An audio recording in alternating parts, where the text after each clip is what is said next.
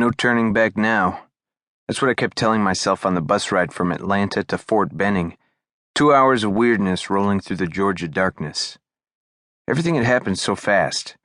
Usually there's a month to 6 months of lag time between enlistment and basic training, but in 2006 the Army was pumping out infantrymen to be wounded or killed, so the slots were immediately available for anyone crazy enough to want one. There wasn't much time to process or belabor the decision. I took my mother and sister out to lunch, told them what I was doing, and let them know I'd be leaving in less than 72 hours. My mother, predictably, started crying.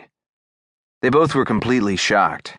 So were my friends, most of whom were heading off to the comfortable world of college. "D-Rod, you're crazy," more than one of them said at the time. "You know what it's like over there?" No, I did not, and neither did they. You couldn't possibly know until you saw it for yourself. As the bus lumbered along, I stared out the window. Didn't really talk to anyone. I didn't know another person on board, didn't have any idea what to expect when we arrived.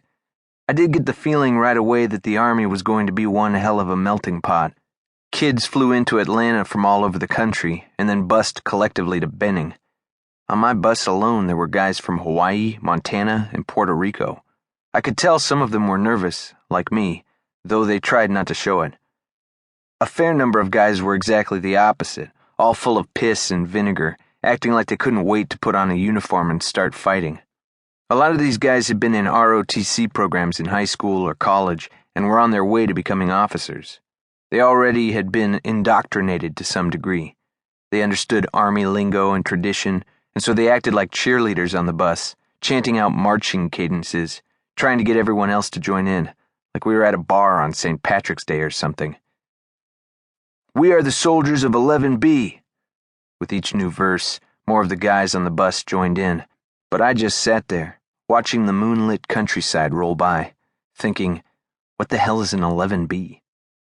It was during that ride that I realized just how little I knew about the military. My dad was a veteran, and he worked at Quantico, but I hadn't really paid attention. I can't say I was worried about being inexperienced or naive, but I did wonder what these guys were going to be like when we got to Fort Benning.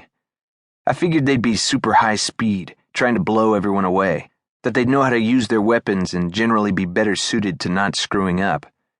In short, I figured I'd spend most of basic training playing catch-up. What I learned, however, is that first impressions are not always reliable, especially in such an intense environment. Basic training brings out the best and the worst in almost everyone. You never know how people are going to respond. We arrived at Fort Benning around 11 o'clock on a typically hot and humid summer night. What I knew about basic training in the Army, I'd absorbed from movies and books and a handful of conversations with my dad.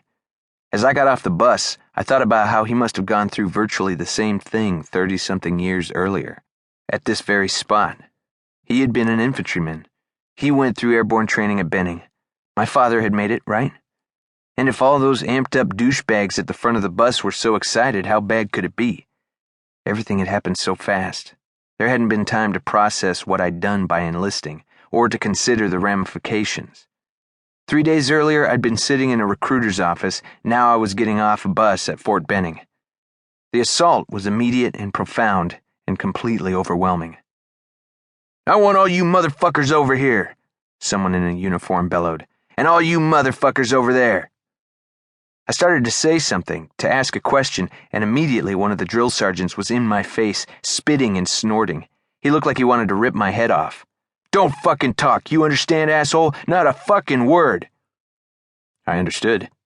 We were all assholes and motherfuckers, no matter where we stood or what we did. That was the whole point. We were the lowest of the low. Kids who had enlisted in the Army and hadn't yet learned a thing. We weren't soldiers. We were first-day grunts. I tried to stand perfectly still, to do nothing that would betray my ignorance or anxiety.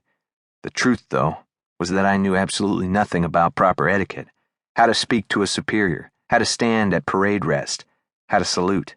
I didn't even know how to read rank. After several minutes of scrambling around and being screamed at, I went up to someone who looked like a sergeant and tried to explain that I was a bit out of my element and wasn't sure where I was supposed to go.